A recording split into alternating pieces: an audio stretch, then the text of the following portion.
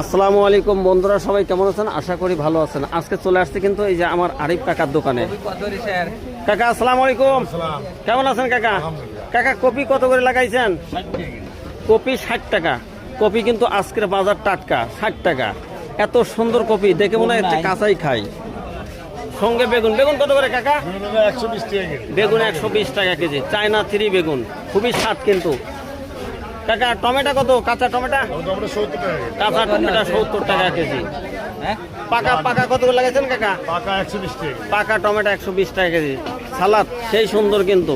সঙ্গে সিম, সিম কত করে কাকা? সিম 100 টাকা কেজি। বাজারে কিন্তু আপনার পাইকারি 95-90 টাকা। এই 100 টাকা এটা স্বাভাবিক। মূলার সঙ্গে মূলা আছে, এটা শশা, মূলার শাক পাচ্ছেন। এটা কপি শাক। কাকা কপি শাক কত? কপি শাক 20 টাকা আটি। কপি শাক অসাধু, সেই সুস্বাদ কিন্তু। পালন শাক, পালন শাক কত কাকা? পালন শাক 60 টাকা। সঙ্গে কিন্তু করলা, করলা কিন্তু করলার দাম বেড়ে গেছে। ভাজিও খেতে স্বাদ, ভর্তাও খেতে স্বাদ। সঙ্গে ছোট মাছ হলে চুচুরি। কাকা করলা কত করে?